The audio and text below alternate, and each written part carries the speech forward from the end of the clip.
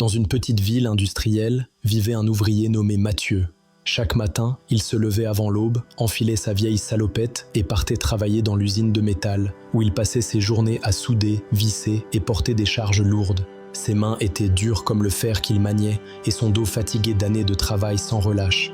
Pourtant, malgré ses efforts, son salaire ne suffisait jamais à couvrir les besoins de sa famille. Il rêvait de liberté, de réussite, mais à chaque fin de mois, la réalité le ramenait brutalement à sa condition.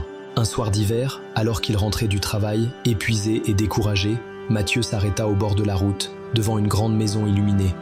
Une voiture de luxe était garée devant le portail. Un homme élégant en descendit, un téléphone à la main, souriant, confiant, maître de sa vie. Mathieu le regarda longuement et pensa « Cet homme a tout ce que je n'ai pas. Il doit être né dans la richesse. » Mais au moment où il allait reprendre sa route, le riche homme l'aperçut. Il s'approcha avec un sourire et lui dit calmement « Vous avez l'air fatigué, mon ami. Que faites-vous dans la vie ?»« Je travaille à l'usine, » répondit Mathieu. « 12 heures par jour, 6 jours sur 7. Mais malgré ça, je n'arrive jamais à avancer. » L'homme posa sa main sur son épaule et lui dit « Vous savez, le problème, ce n'est pas ce que vous faites, c'est ce que vous pensez. » Mathieu fronça les sourcils, ne comprenant pas. « Comment ça ? Si vous pensez que vous êtes condamné à être ouvrier, vous le resterez toute votre vie. La vie donne toujours à chacun ce qu'il croit mériter. » Puis, avant de repartir, l'homme ajouta « Le secret du succès, c'est le même que celui des affaires. On ne reçoit que si l'on donne. Trouvez quelque chose à offrir au monde, même une petite chose, et vous verrez que tout changera. » Ces mots résonnèrent dans la tête de Mathieu toute la nuit. « Donner ? Mais je n'ai rien à donner, » pensa-t-il. Il était un simple ouvrier, sans argent, sans influence, sans éducation. Que pouvait-il bien offrir aux autres ? Les jours passèrent, mais cette idée refusait de quitter son esprit. Un matin, en allant travailler, il vit un de ses collègues réparer une vieille brouette abandonnée. L'homme la répara, la repeignit, puis la revendit à un voisin. C'est alors que Mathieu eut une révélation. Peut-être que moi aussi, je peux créer quelque chose de valeur à partir de ce que les autres négligent. Le soir même, il ramassa quelques morceaux de métal et des pièces usées que l'usine jetait. Avec un peu d'imagination, il fabriqua une petite lampe artisanale. Le lendemain, il la montra à un collègue qui la trouva jolie et lui acheta pour quelques euros. Ce simple échange changea tout.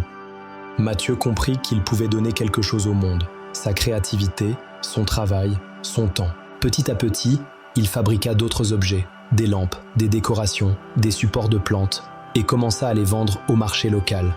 Ses créations, simples mais robustes, plaisaient aux gens. Il n'était plus un simple ouvrier, il était devenu créateur. 6 mois plus tard, il quitta l'usine et ouvrit un petit atelier dans son garage. Il y passait des nuits entières à travailler, mais cette fois, il ne ressentait plus la fatigue. Il avait trouvé un sens à sa vie. Son entreprise prit de l'ampleur.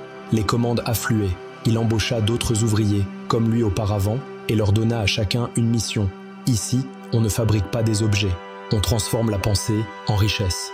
Un jour, alors qu'il exposait ses créations dans une foire artisanale, un homme élégant s'approcha de son stand. C'était le même homme qu'il avait rencontré devant la grande maison, des années plus tôt. « Je vois que vous avez réussi », dit le riche homme avec un sourire. Mathieu lui serra la main et répondit « Oui, grâce à une phrase que vous m'avez dite. On ne reçoit que si l'on donne. » Le riche homme éclata de rire. « Alors vous êtes devenu un homme d'affaires ?»« Oui, mais plus que ça, » répondit Mathieu. « Je suis devenu un homme libre. J'ai compris que la pauvreté ne vient pas du manque d'argent, mais du manque d'idées. » Le riche homme hocha la tête. « Exactement, tout commence dans la pensée. Ce que l'esprit conçoit et croit possible, il peut le réaliser. » Les années passèrent. Mathieu développa son entreprise, investit dans l'éducation de ses enfants, forma de jeunes artisans et ouvrit même une fondation pour aider les ouvriers à créer leur propre activité. Son nom devint connu dans tout le pays comme l'exemple d'un homme qui avait tout changé par la force de son esprit. Lors d'une interview, on lui demanda « Monsieur Mathieu, quel est le secret de votre succès ?» Il répondit simplement « Le jour où j'ai cessé de me voir comme un ouvrier et que j'ai commencé à me voir comme un créateur, ma vie a changé. » La pauvreté est un état d'esprit, pas une fatalité. Ce que vous pensez, vous le devenez. Morale de l'histoire, la vie nous donne toujours le reflet de nos pensées. Si vous vous voyez petit, le monde vous traitera comme tel. Mais si vous osez penser grand, si vous croyez en votre valeur et décidez d'apporter quelque chose aux autres, alors le monde entier vous ouvrira ses portes.